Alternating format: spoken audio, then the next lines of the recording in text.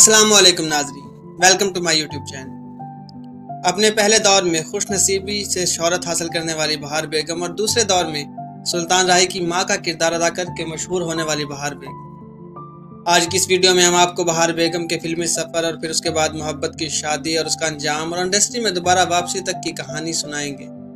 तो हमारे साथ जुड़े रहिए। नए आने वाले दोस्तों से गुजारिश है कि हमारे चैनल को सब्सक्राइब कर दें। बहुत शुक्रिया। 1945 में लाहौर में पैदा होने वाली बहार बेगम का असल नाम तो किश्वर था, लेकिन इंडस्ट्री में उन्हें बहार बेगम के नाम से जाना जाता था। ये नाम बहार बेगम को पसंद तो ना था, लेकिन जो उन्हें इस इंडस्ट्री में लाए ये नाम उन्हीं का तोहफा था, इसलिए खामोशी से कबूल कर लिया। अनवर कमाल पाशा एक 13 साल की लड़की को फिल्म इंडस्ट्री में लाते हैं और अपनी पहली ही फिल्म चंद माही से शोहरत के आसमान पर पहुंचा देते हैं।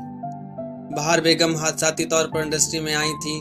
कहा जाता है कि एक बार बहार बेगम अपने ननिहाल जो कि कराची के थे वहां आई हुई थी। एक दिन बहार बेगम जब घूमने फिरने के लिए बाहर निकली और वहां कोई एक क्लब था, उसमें कोई फंक्शन था, वहां गई हुई थी तो वहीं पर अपने दौर के लेजेंड फिल्म मेकर अनवर कमाल पाशा भी मौजूद थे। जब उन्होंने बहार बेगम को देखा तो उनकी खूबसूरती, उनकी शख्सियत से बहुत मुतासिर हुए और वहीं पर फैसला किया कि वो इस लड़की को फिल्म में लेकर आएंगे। ये बहार बेगम की खुशकिस्मती है कि अनवर कमाल पाशा जैसे लेजेंड खुद चलकर बहार बेगम के घर गए और उन्हें बहार बेगम को फिल्मों में काम करने के लिए राजी किया और उनके घर वालों को भी मनाया। बहार बेगम एक मुतवसत घराने से ताल्लुक़ रखती थी, जहां उनके एक फिल्म से कमाए 10 से 12 हज़ार किसी खजाने से कम नहीं थे। बस फिर क्या था, उन्हें इस इंडस्ट्री की चकाचौंध में कूदना ही पड़ा। बहार बेगम की पहली ही फिल्म जिसमें वो हीरोइन थी सुपरहिट हुई, जिसके बाद उन पर इंडस्ट्री के दरवाजे खुल गए।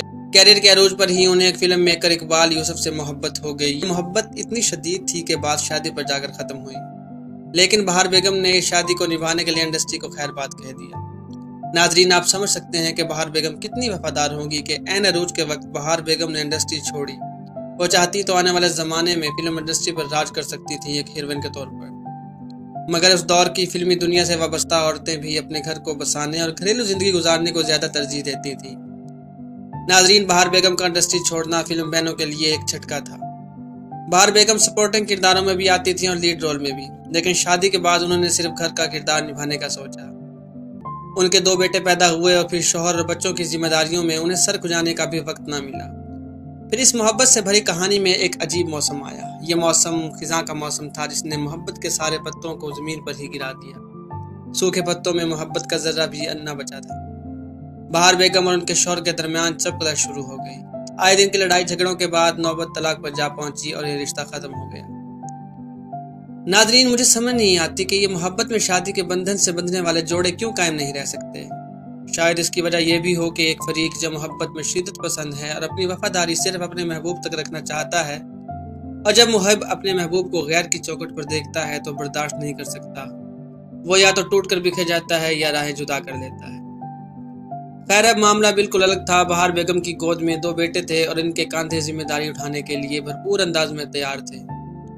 बहार बेगम एक बहादुर खातून थी, वरना जो सानेहा उन्होंने बर्दाश्त किया, इसमें इंसान पागल हो जाता है या मर जाता है। और फिर उन्होंने फैसला किया कि वो इंडस्ट्री लौट कर आएंगे अपने बच्चों की खातिर, कि चाहे जो भी हो वो अब एक माँ है और वो नहीं चाहती कि उनके बच्चे उनके पास अदाकारी का हुनर होते हुए भी दर दर भटकते फिरे। बहार बेगम का ये खुश आइंद फैसला था। नाजरीन, जब वो इंडस्ट्री की तरफ लौट आई तो बहार बेगम को हीरोइन तो किसने लिया ही नहीं, क्योंकि उम्र भी 30 हो चुकी थी और 2 बच्चों की माँ भी थी। ये दौर अब करेक्टर रोल में आने का था, तो उन्होंने इसी में अपनी जान लड़ा दी। एक दौर ऐसा भी आया कि वो सुल्तान राही से कुछ सालों का फर्क होने के बावजूद उनकी हर फिल्म में माँ बनने लगी, और वो इतनी कामयाब माँ बनती कि सुल्तान राही के अक्सर फैंस उन्हें सचमुच की माँ समझते।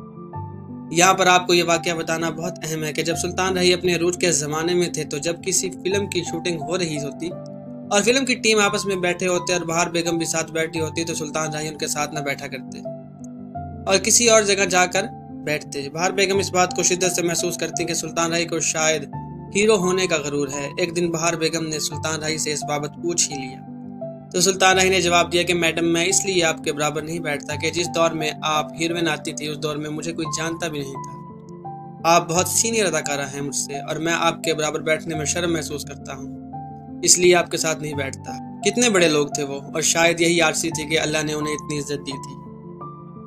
बहार बेगम ने दिन रात काम करके अपने बेटों को तालीम दिलवाई और ये साबित किया कि वह तन्हा रहकर भी एक मजबूत औरत के रूप में घर संभाल सकती हैं। आजकल बहार बेगम अपने बेटों के साथ बरतानिया में मुकीम हैं और उन्होंने अपने बेटों की शादी भी कर दी है और अब तो वो दादी और नानी भी बन चुकी हैं। अब भी बहार बेगम अक्सर पाकिस्तान आती रहती हैं और अपनी तरीना दोस्तों से मिलती रहती हैं। नाजरीन, अगर देखा जाए तो बहार बेगम की ज़िंदगी हर मुश्किल में फंसे शख्स को हौसला देती है कि हालात जैसे भी हों, इंसान को बहादुरी से उसका मुकाबला करना चाहिए कि मुश्किल के बाद ही आसानी है। मेरी दुआ है कि अल्लाह पाक बहार बेगम को हमेशा खुश रखे।